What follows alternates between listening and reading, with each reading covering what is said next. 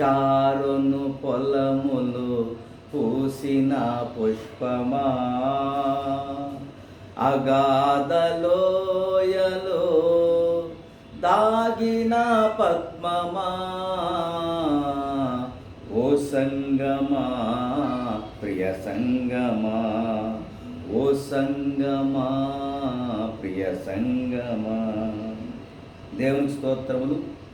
ప్రభునందు ప్రియమైన దేవుని పిల్లలారా, మీ అందరికీ ప్రభు అయినటువంటి యేసుక్రీస్తు వారి నామంలో వందనాలు. ఈ దినము ప్రత్యేకముగా what is the God mind, దేవుని యొక్క మనస్తత్వం గురించి 146వ కీర్తనలో ఉన్నది.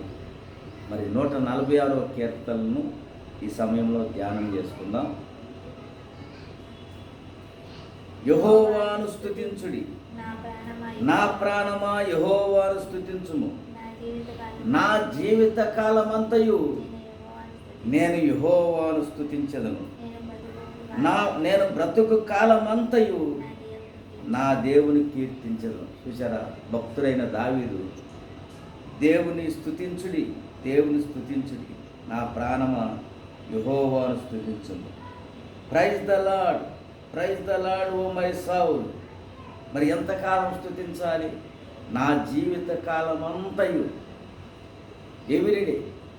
మరి ఎంతకాలం స్తుతించాలంటే మేకా భక్తుడు రాస్తాడు 4వ అధ్యాయం 5వ వచనంలో, సకల జనములు తమ తమ దేవతల నామాన్ని స్మరించుచూ నడుచుకుంటారు. మన దేవుడైన యెహోవాను మనమైతే మన దేవుడైన యెహోవా నామాన్ని స్మరించుకొనుచూ నడవాలి ఎల్లప్పుడూ కూడా. నా జీవిత కాలమంతయు నేను యెహోవాను స్తుతించెదను. నేను బ్రతుకు కాలమంతయు నా దేవుని కీర్తించెదను.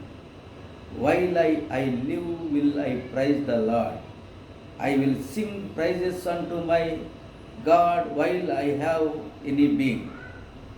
నేను బ్రతుకు కాలమంతయు, నా జీవిత కాలమంతయు దేవుని స్తుతిస్తాను.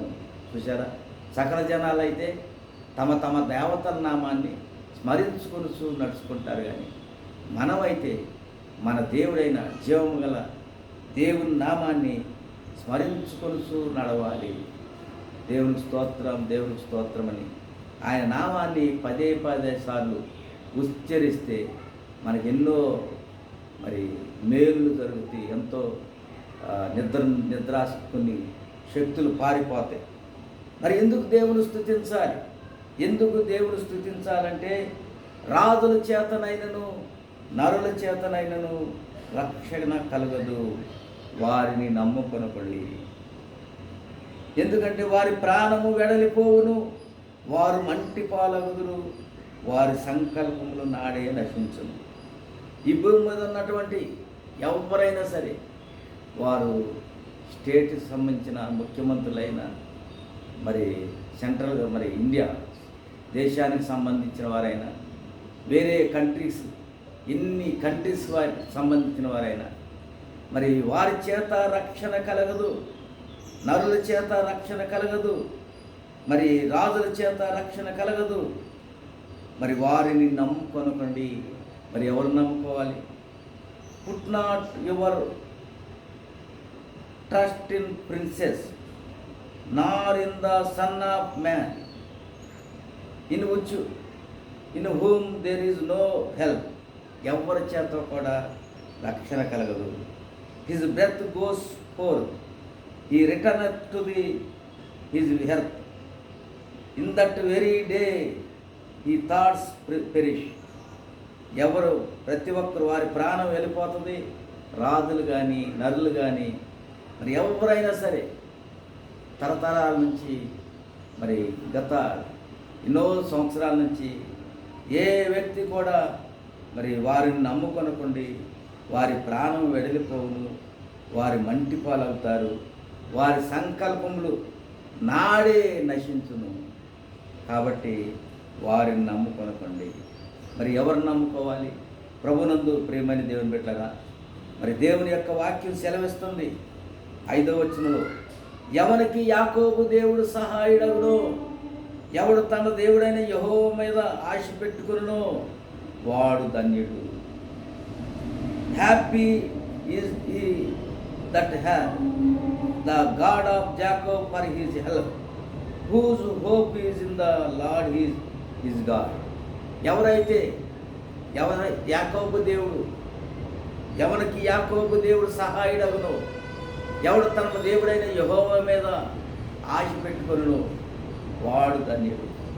కాబట్టి ప్రతి ఒక్కరు కూడా భూమి మీద సకల జనములు తమ తమ దేవతల నామాన్ని స్మరిస్తూ నడుచుకుంటారు. కానీ మనమైతే మన దేవుడైన జీవమగల దేవుని నామాన్ని స్మరిస్తూ నడుచుకోవటం వల్ల నీకెంతో వారు ధన్యులు, హ్యాపీ.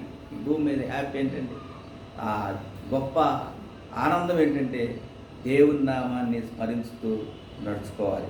ఎందుకు స్మరించాలి, ఎందుకు కృతజ్ఞత కలిగి ఉండాలి, ఎందుకు ఆయన యందు ఆనందించాలంటే 6వ వచనంలో ఆయన ఆకాశమును, భూమిని, సముద్రమును దానిలోని సర్వమును సృజించిన వాడు దేవుని స్తోత్రం. ఎందుకు ఆయనను స్మరించాలంటే ఆకాశాన్ని, అందులో ఉన్న ఎంత ఉన్నాయో ఆకాశాన్ని ఒక చోట అంటాడు యెషయా రాసిన గ్రంథంలో ఆకాశం గురించి, ఆ యొక్క 45వ యెషయా రాసిన గ్రంథం 45వ అధ్యాయం 18వ వచనంలో ఆయన ఆకాశములకు సృష్టికర్తయగు యెహోవాయే దేవుడు. ఆకాశం గురించి ఇక్కడేమంటాడంటే ఆకాశం, మరి ఆకాశములకు సృష్టికర్తయగు దేవుడు యెహోవాయే దేవుడు. ఆయన భూమిని కలగజేసి దానిని సిద్ధపరిచి స్థిరపరిచను దేవుని స్తోత్రం. మరి పైన ఆకాశాన్ని మరి చేయటమే కాదు, భూమిని ఆయన సిద్ధపరిచి స్థిరపరిచను. దానిని ఏ విధంగా చేశాడంటే నిరాకారముగా ఉండినట్లుగా, శూన్యముగా ఉండినట్లుగా సృజించలేదు. కానీ ఆయన ఏ విధంగా సెలవిచ్చేసాడంటే ఆయన దాన్ని ఆ విధంగా నివాస స్థలముగా దానిని సృజించను దేవుని స్తోత్రం. నివాస స్థలముగా దేవుడు భూమిని సృజించాడు. కాబట్టి ఆయన ఆకాశమును, మరి భూమిని, సముద్రమును, అందలి సర్వస్వమును, అందులో ఏముందో సముద్రములు ఏమున్నదో, భూమి మీద ఏమున్నదో, భూమి లోపల ఏమున్నదో, సముద్రం లోపల ఏమున్నదో, ఆకాశంలో ఏమున్నదో, ఆకాశం పైన ఏమున్నదో దానిని ఆయన సిద్ధపరిచి స్థిరపరిచి నరులకు యోగ్యముగా ఉన్నట్లుగా ఆయన కలగజేసినందుకు మరి ఆయనని స్తుతించాలి, ఆయనని ధ్యానించాలి. ఆయన నరులందరూ ఎన్ని తరాలు వచ్చినా సరే వచ్చేవారు వెళ్తున్నారు. మరి ఎక్కడికి వెళ్తున్నారంటే ప్రతి ఒక్కరు కూడా మంటి పాలవుతున్నారు. ఈ భూమి మీద రాజులు నమ్ముకోవద్దు, అధికారులు నమ్ముకోవద్దు, మనుషులు మరి నరులు నమ్ముకోవద్దు. ఎవరు ఎందుకు నమ్ముకోకూడదంటే వారి ప్రాణము, రాజులైనా మరి ఎవరైనా సరే వారి ప్రాణం వెడలిపోతుంది, వారి మంటి పాలవుతారు. వారి సంకల్పాలు, వారు ఎంత సంపాదించినా, ఎన్ని సాధించినా, ఎంత ఈ భూమి మీద రాణించినా వారి సంకల్పాలు వారి తరములోనే, వారు బ్రతికొండగానే నశించిపోతాయి. కానీ నాశనం కలగనిది, నశించనిది ఎవరంటే ఎవరికి యాకోబు దేవుడు సహాయుడగునో ఇహమందును పరమందును 100 రెట్లు ఫలముంటది. మరి అలా కలగాలంటే దేవుడు నీకు సహాయకుడిగా ఉన్నాడా? దేవుడు నిన్ను నడిపిస్తున్నాడా? దేవుడు నీకు తోడై ఉన్నాడా? నీవు దేవుని యందు ఆనందిస్తున్నావా? దేవునిలో సంతోషిస్తున్నావా? దేవుడు నీకు సహాయుడిగా ఉంటే ఇహమందును పరమందును 100 రెట్లు ఫలం ఉంటుంది. మరి అలాంటి స్థితి మరి సాధించుకోవాలంటే నీ దేవుడైన యెహోవా మీద ఆశ పెట్టుకో. మరి నీ జీవితం అంతా కూడా హ్యాపీగా ఉంటావు. ఆయన ఆకాశమును, భూమిని, సముద్రమును, సర్వమును సృజించినవాడు. which made heaven and earth, the sea and all that therein is, which keepeth truth forever. కాబట్టి ఆయన మరి అన్నీ కూడా సృజించిన వాడు. ఆయన ఏం చేస్తాడంటే విచ్ కీపెత్ ట్రూత్ ఫర్ ఎవర్. ఆయన ఎన్నడూ కూడా మాట తప్పనివాడు. ఆయన స్వభావం, ఆయన మనస్తత్వం ఏంటంటే ఆయన ఎన్నడూ కూడా నీ జీవితంలో మాట ఇచ్చాడంటే మాట తప్పదు. కాబట్టి మనుషుడు రొట్టె వల్ల మాత్రం కాదు కానీ దేవుని నోట నుండి వచ్చు మాట వల్ల జీవిస్తాడు. ఆయన నుండి ఒక్క మాట సాధిస్తే, ఆయన గనక నీకు ఒక వాగ్దానం చేస్తే అది మనం నమ్మదగిన వారం కానప్పటికీ ఆయన నమ్మదగిన దేవుడు, ఆయన కృప కలిగిన దేవుడు, ఆయన జాలి కలిగిన దేవుడు, ఆయన ప్రేమ కలిగిన దేవుడు, ఆయన ఎలాంటిదైనా చేయగలిగిన దేవుడు. ఆయనకు అసాధ్యమైనది ఏదీ లేదు. మరి ప్రభునందు ప్రియమైన దేవుని బిడ్డలారా, ఆయన సర్వశక్తివంతుడు, సర్వాధికారి, సర్వ సృష్టికర్త. అలాంటి ఆకాశములు సృజించిన దేవుడు ఆయన యందు విశ్వాసం ఉంచాలి. ఆయన యందు నమ్ముకుంటే, మరి ఈ యొక్క మనుషులు నరుల యందు రాజుల యందు నమ్ముకుంటే వారి సంకల్పాలన్నీ కూడా, వారితో పాటు మన సంకల్పాలు అన్నీ కూడా నశించిపోతాయి. అయితే పైన ఉన్నటువంటి దేవుణ్ణి విశ్వసిస్తే, ఆయన ఒక మాట సెలవిస్తే ఆయన మాట తప్పనివాడు. మరి ఆయన మనస్తత్వం, బాధపరచబడి వారికి ఆయన న్యాయం తీర్చును. ఎవరైతే బాధతో ఉంటారో, బాధల్లో ఉన్నవారు అన్నీ రాజులు జ్ఞాపకం చేసుకోకపోవచ్చు, నరులు జ్ఞాపకం చేసుకోకపోవచ్చు. జ్ఞాపకం చేసుకున్నా మంచిదే. ఎవరు జ్ఞాపకం చేసుకుపోయినా, అందరూ విడిచిపెట్టినా, మరి బాధపరచబడే వారికి దేవుడు సృష్టించాడు కాబట్టి ఆయన వారికి న్యాయం చేస్తాడు.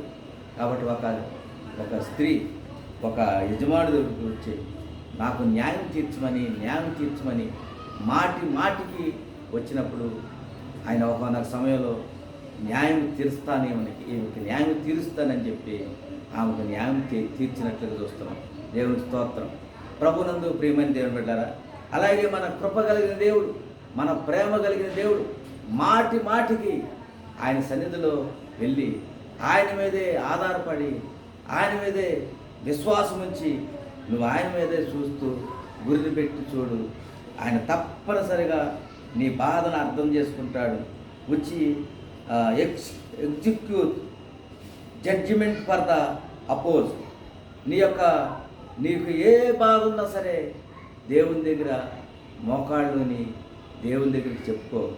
మరి రాజులు నమ్ముకున్నట్టు కంటే, అధికారులు నమ్ముకున్నట్టు కంటే, మనుషులు నమ్ముకున్నట్టు కంటే యెహోవాను ఆశ్రయించువాడు వాడు ధన్యుడు. తప్పక దేవుడు వారికి మరి వారి మాట ఇచ్చి నెరవేరుస్తాడు, వారి బాధ తొలగిస్తాడు. అలాగే ఆయన ఆకలి కొనిన వారికి ఆహారం దయచేస్తాడు. Which giveth food to the hungry. మరి ఆయన ప్రతి సరిచే కాకి పిల్లలకు కూడా ఆహారం దయచేసే దేవుడు మన దేవుడు. మరి ఆయన తప్పకుండా ఆహారం. ఒక మాట ఏమో ఆయన ఎన్నడూ కూడా మాట తప్పడు. రెండవ మాట ఆయన బాధపరచబడి వారికి ఆయన స్వభావం, బాధపరచబడి వారికి న్యాయం చేస్తాడు. మరి ఆయన మూడవ స్వభావం, ఆయన ఏం చేస్తాడంటే ఆకలి గురిన వారికి ఆహారం దయచేస్తాడు. మరి ఒట్టి చేతులతో ఉన్నప్పుడు వారికి మరి సమృద్ధిగా వారిని తృప్తిపరుస్తాడు. దేవుడే తృప్తిపరిచే దేవుడు కంటే ఎవ్వరు కూడా తృప్తిపరచలేడు. ఆనాడు ఏలియాకి తృప్తిపరిచాడు.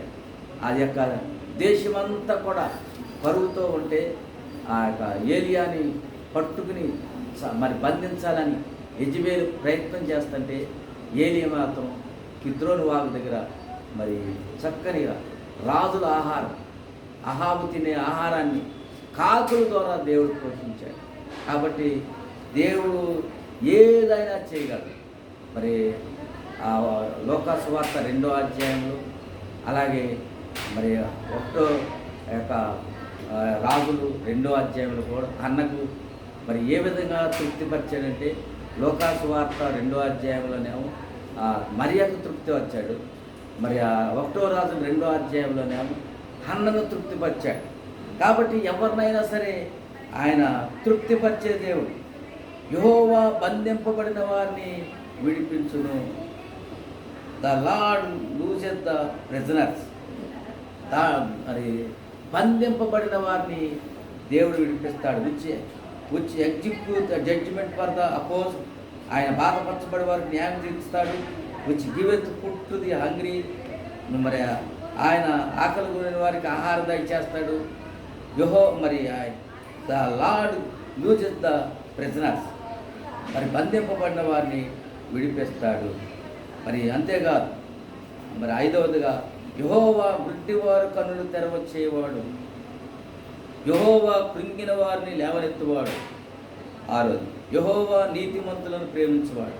ప్రభునందు ప్రియమైన దేవుని బిడ్డలారా, ఆయన మాట ఇచ్చి ఆయన ఎన్నడూ మాట తప్పనివాడు. 1 బోధపరచబడి వారికి న్యాయం చేసే దేవుడు, ఆకలి ఉన్న వారికి ఆహారం ఇచ్చే దేవుడు, బంధించబడిన వారిని విడిపించే దేవుడు, బంధించబడిన వారిని దేవుడు కనికరించే దేవుడు, ఆయన జ్ఞాపకం చేసుకునే దేవుడు. బంధించబడిన వారు ఇశ్రాయేలీయులు 100 మరి బంధించబడిన సమయంలో వారు 400 సంవత్సరాలు వారు బంధించబడిన సమయంలో దేవుడు జ్ఞాపకం చేసుకున్నారు. నోవాహు సుమారు సంవత్సరం పాటు ఆ యొక్క ఓడలో ఉన్న సమయంలో దేవుడు జ్ఞాపకం చేసుకున్న దేవుడు. కాబట్టి నీవు ఎలాంటి పరిస్థితుల్లో ఉన్నా నువ్వు దేవుని స్తుతించు, దేవుడిని గణపరచు. భక్తుడైనటువంటి దానియేలు ఏ విధంగా తన జీవితకాలం అంతా, తన బ్రతుకు కాలం అంతా దేవుని కీర్తించాడు. అందుకుగాను దేవుడు ఆయనని జ్ఞాపకం చేసుకున్నాడు. అరణ్యంలో ఉన్న దావీదు, గొర్రెల దొడ్డులో ఉన్న దావీదును దేవుడు విడిపించి దేవుని స్తుతించినటువంటి దావీదుని మరి ఇశ్రాయేలీయులు 12 గోత్రాలకు కూడా దేవుడు సింహాసనం ఇచ్చి రాజుగా చేశాడు. దేవుడిని కూడా జ్ఞాపకం చేసుకుంటాడు. మరి జ్ఞాపకం చేసుకోవాలంటే ఆయన మాటను మరి నువ్వు జ్ఞాపకం చేసుకోవాలి. మరి బంధింపబడిన వారిని విడిపిస్తాడు, ఆకలి ఉన్న వారిని మరి ఆహారం ఇస్తాడు. మరి అంతేకాదు బాధపరచబడే వారికి న్యాయం చేస్తాడు. ఆయన గుడ్డివారి కన్నులు తెరుస్తాడు. యెహోవా కృంగిన వారిని లేవనెత్తుతాడు. యెహోవా నీతిమంతులను ప్రేమిస్తాడు. The Lord openeth the eyes of the blind. The Lord raiseth them that are bowed down. The Lord loveth the righteous. అయితే ఆయన మరి యెహోవా కృంగిన వారిని లేవనెత్తుతాడు, నీతిమంతులను ప్రేమిస్తాడు, గుడ్డివారి కన్నులు తెరుస్తాడు. అయితే ఆయన ఏం చేస్తాడంటే ఆయన భక్తిహీన మార్గాన్ని ఆయన వంకర మార్గం చేస్తాడు. అంతేకాదు యెహోవా పరదేశులను కాపాడువాడు, ఆయన తండ్రి లేని వారిని విధవరాండ్రను ఆదరించేవాడు. వాడు భక్తిహీనుల మార్గం ఆయన వంకర మార్గంగా చేస్తాడు. 3:9-10 వచ్చిన 10 విషయాల్లో దేవుడు అద్భుతం చేస్తాడు. ఆయన స్వభావం ఎలాంటిదంటే మాట తప్పడు. ఆయన స్వభావం ఎలాంటిదంటే బాధపడితే న్యాయం చేస్తాడు. ఆయన స్వభావం ఎలాంటిదంటే ఆహారం ఇస్తాడు. ఆయన స్వభావం ఎలాంటిదంటే బంధించబడితే జైల్లో ఉన్నా సరే దేవుడు నిన్ను విడిపిస్తాడు. 430 సంవత్సరాలు ఇశ్రాయేలీయులు అక్కడ మరి ఐగుప్తు దేశంలో నశించిపోతుంటే దేవుడు ఏర్పాటు చేసుకున్నటువంటి దేశమే అయినప్పటికీ కూడా నశించిపోతుంటే వారిని విడిపించాడు. ఆయన గుడ్డివారి కన్నులు తెరువు చేస్తాడు, కృంగిన వారిని లేవనెత్తుతాడు, నీతిమంతులను ప్రేమిస్తాడు.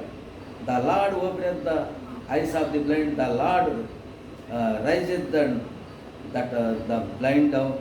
The Lord openeth loveth the righteous. యెహోవా పరదేశులను కాపాడువాడు, తండ్రి లేని వారిని విధవరాండ్రను ఆదరించేవాడు. ఆయన భక్తిహీనుల మార్గాన్ని వంకర మార్గంగా చేస్తాడు. The lord present the strangers. దేవుడు పరదేశులను కాపాడువాడు. అంతేకాదు ఆయన ఈ రిలేవెత్ ద ఫాదర్లెస్ అండ్ విడో. ఆయన విధవరాండ్రను తండ్రి లేని వారిని ఆదరించేవాడు. ఆయన వంకర మార్గం, భక్తిహీనుల వంకర మార్గాన్ని మరి భక్తిహీనుల మార్గాన్ని వంకర మార్గంగా చేస్తాడు. But the way of the work wicked his turneth upside down. కాబట్టి యెహోవా నిరంతరము ఏలును. మరి ఈ యొక్క 10 స్వభావాలు ఆయనకు ఉన్నాయి. కాబట్టి ఆయన ఎట్టివాడై ఉన్నాడో అట్టివాడై మనమంతా కూడా అట్టివారముగా ఉండాలి.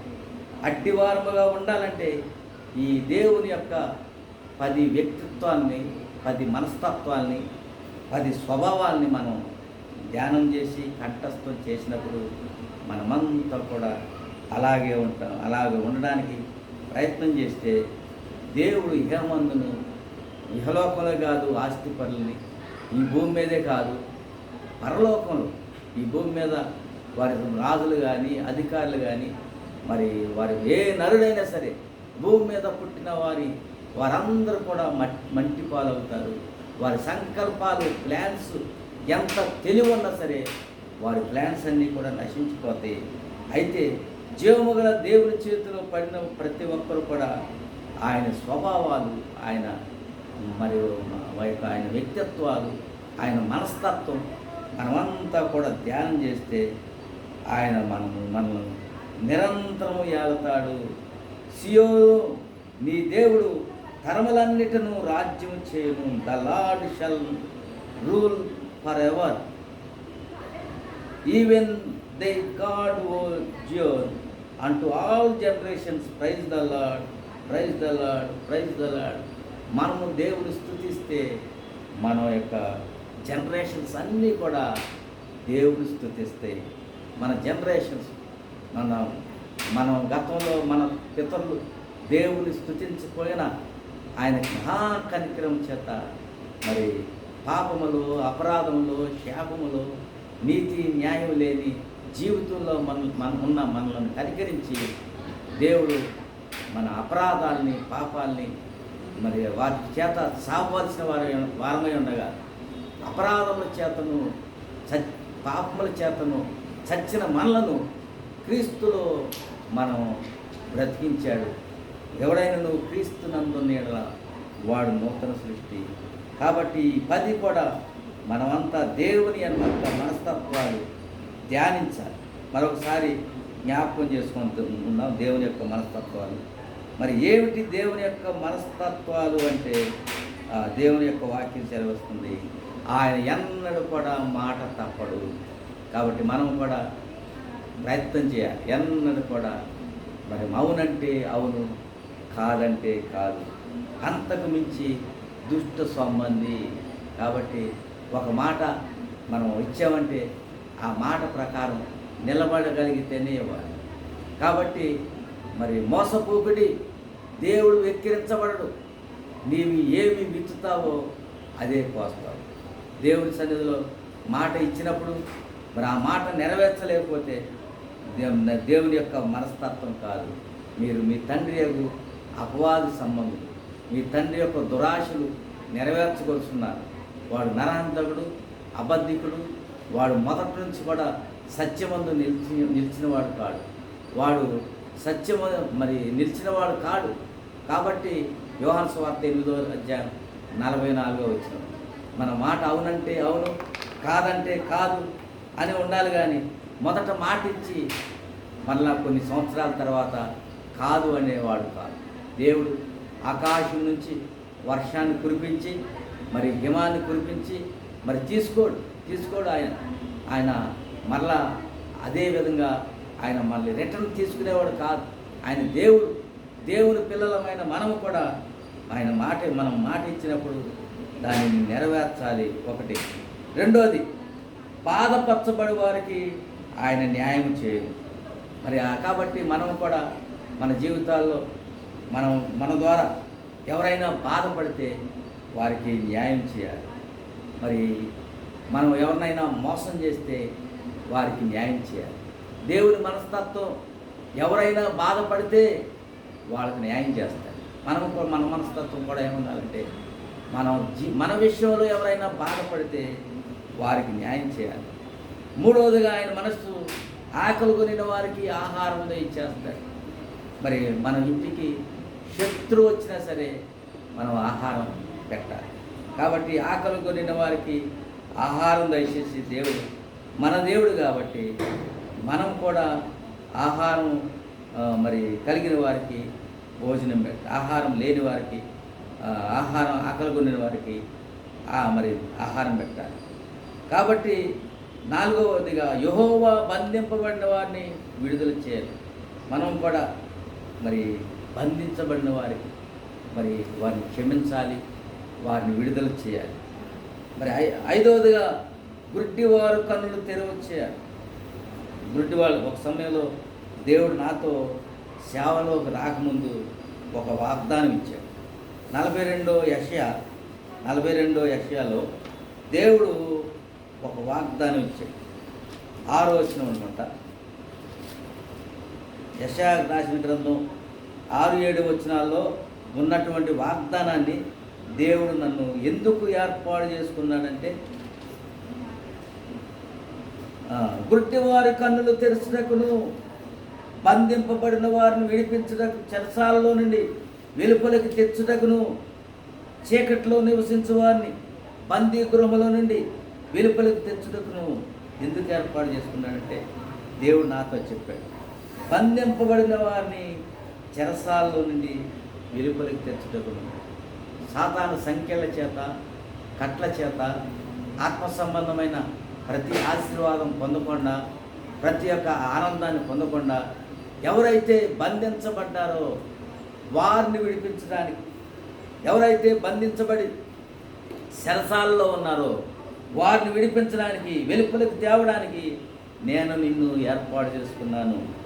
ఆ చీకట్లో నివసించు వారిని, చీకట్లో, పాపములో, శాపములో, భయంకరమైనటువంటి చీకట్లో నివసించు వారిని, బందీ గృహంలో ఉన్నవారిని, ఇక వారికి ఆశ లేవు, వారికి తృప్తి లేదు, వారికి సమాధానం లేదు, హోప్ అనేది లేదు, విడిపించబడతామన్న నిరీక్షణ అనేది లేదు. అలాంటి వారిని, చీకట్లో నివసించు వారిని, బందీ గృహంలో నివసించు వారిని వెలుపలికి తేవడానికి,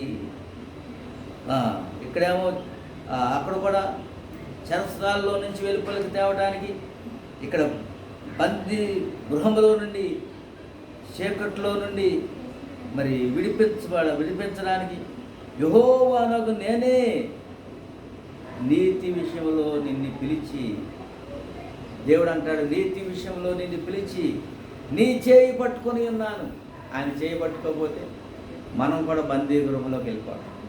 ఆయన కనుక చేయి పట్టుకోకపోతే ఆ చెరసాల్లోకి ఒక ఊబులో నుంచి లాగేవారిని, ఒక భయంకరమైనటువంటి ఊబులో నుంచి లాగేవారిని వాళ్ళు చేయి పట్టుకుని, వెనకాల ఎవరో చేయి పట్టుకుపోతే వారి బలంతో మనం కూడా ఆ ఊబులో పడిపోతాం.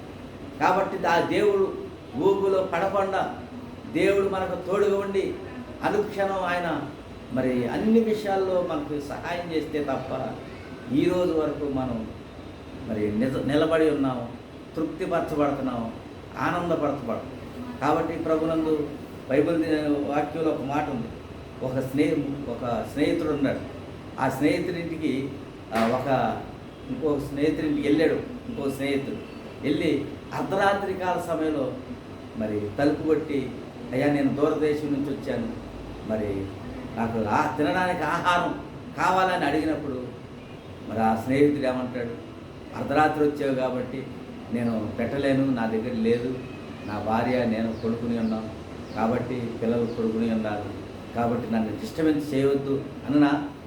అది నిజమైన స్నేహమా?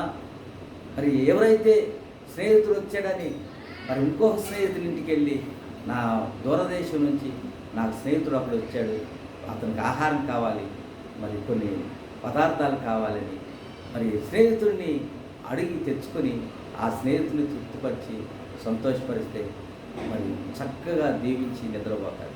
అలాగే మన ప్రభునందు ప్రియమైన దేవుని బిడ్డలారా, మన స్నేహితుడు మరి పాపములో, శాపములో, రోగాల్లో ఉన్నప్పుడు మనము దేవుని దగ్గరికి వెళ్ళి, మన స్నేహితుడైనటువంటి దేవుని దగ్గరికి వెళ్ళి ఆయనను గోజాడి వారిని తృప్తిపరిచినప్పుడు మరి దేవుడు సంతోషిస్తాడు. కాబట్టి ప్రభునందు ప్రియమైన దేవుని బిడ్డలారా, దేవుడు గుడ్డివారి కన్నులు తెరవజేసేవాడు, ఆయన నీతిమంతులను ప్రేమించువాడు. 7వదిగా నీతిమంతులను ప్రేమించే దేవుడు. ఆయన పనికిమాలని వారిని ప్రేమించడు, దుష్టులను ప్రేమించడు.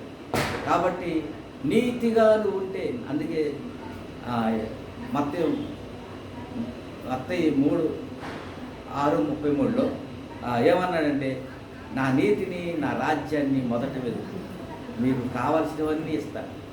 మనకు కావాల్సింది ఆయన నీతి. ఈ లోకంలో భూమి మీద ఉండగా ఆయన నీతిని ఎతకాలి. ఈ ఇహలోకాన్ని దాటిన తర్వాత ఆయన రాజ్యం, ఆయన రాజ్యంలో నీతి ఉన్నది, సమాధానం ఉన్నది, పరిశుద్ధాత్మ ఉన్నది, ఆనందం ఉన్నది. కాబట్టి ఆయన నీతిని ఆయన రాజ్యాన్ని వెతికితే దేవుడు నిన్ను ప్రేమిస్తాడు, నిన్ను ఐశ్వర్యవంతులుగా చేస్తాడు, నిన్ను గొప్పవారుగా చేస్తాడు. The Lord openeth the eyes of the blind, the Lord raiseth them that are bowed down, the Lord loveth the righteous. కాబట్టి యెహోవా పరదేశులను కాపాడువాడు, తండ్రి లేని వారిని విధవరాండ్రన భక్తి ఆదరించువాడు, భక్తిహీనుల మార్గమును ఆయన వంకర మార్గముగా చేయను. కాబట్టి 8, 9, 10. కాబట్టి యెహోవా పరదేశులను కాపాడువాడు, the Lord preserveth the strangers, the relieveth the fatherless and widow, but the way of the work the turneth upside down. కాబట్టి దేవుడు గొప్ప దేవుడు. ఆయన మరి ఎలాంటి దేవుడు అంటే పరదేశులను కాపాడువాడు. పరదేశంలో ఉన్నవాడు, మనందరం కూడా భూమి మీద పరదేశం. కాబట్టి పరదేశులను కాపాడువాడు. మన దేశంలోకి వచ్చినటువంటి వారిని మనం కాపాడాలి. కాబట్టి తండ్రి లేని వారిని విధవరాండ్రను ఆదరించువాడు. ఆయన ఎవరు ఏం చేస్తాడంటే the relieveth the fatherless and widow, ఆదరిస్తాడు. ఎవరిని ఆదరిస్తారంటే తండ్రి లేని వారిని, విధవరాండ్రని ఆదరిస్తాడు. మనం కూడా మన జీవితాల్లో ఆయన ఎట్టివాడై ఉన్నాడు, మనం అట్టివారంగా ఉండాలండి. ఈ 10 సూత్రాలు కూడా ఆయన స్వభావం ఒక చార్ట్ మీద రాసుకుని మనం గృహంలో పెట్టుకుంటే మనం ఏమి చేయాలో మనకు దేవుడు నేర్పిస్తున్నాడు. 146 కీర్తన, యెహోవా నిరంతరం వేలును. మరి ఈ 10 సూత్రాలు కలిగినటువంటి దేవుడు నిరంతరం యుగాలు వెళ్తాడు. కాబట్టి ఆయన సూత్రాలు నేర్చుకుని కంఠస్థం చేసి ఆ ప్రకారంగా మనం కూడా చేయగలిగితే ఆయనతో పాటు సహించాం. కాబట్టి ఆయనతో పాటు ఏలతాము. నీ దేవుడు తరములన్నిటను రాజ్యం చేయను. నీ దేవుడు తరములన్నిటను రాజ్యం చేయని. ఎన్ని తరాలు ఉన్నాయో, ఎన్ని యుగాలు ఉన్నాయో, ఎంత ఈ భూమి అంతం ఎప్పుడవుతుందో ఆ తర్వాత కూడా యుగాలు రాజ్యం చేస్తాడు.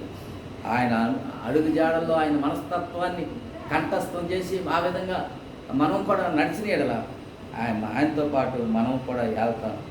కాబట్టి ప్రభునందు ప్రేమైన దేవుళ్ళరా, ఇట్టి మహదైశ్వర్యాన్ని దేవుడు కలిగి ఉన్నాడు. మనం కూడా మహదైశ్వర్యం కలిగి ఇహమందును పరమందును యుగాలు 100 రెట్లు ఫలం పొందుతాం. అందుకు గాను మనం ఎలా జీవించామో మన పిల్ల తరాలు కూడా వారు మన రక్తం, మనం దేవుడి యొక్క రక్తముగా మార్చబడినప్పుడు మన రక్తం మన నీతి మన పిల్లల మీద మరి ఉంటుందని దేవుని యొక్క వాక్యం ప్రబోధిస్తుంది. దేవుడి మాటలు దీవించి ఐశ్వర్యవంతులు చేయలుగాక. ఆత్మ సంబంధమైన ప్రతి ఆశీర్వాదంలో పాలుకుంటూ దయచేయుగాక. ఆమేన్.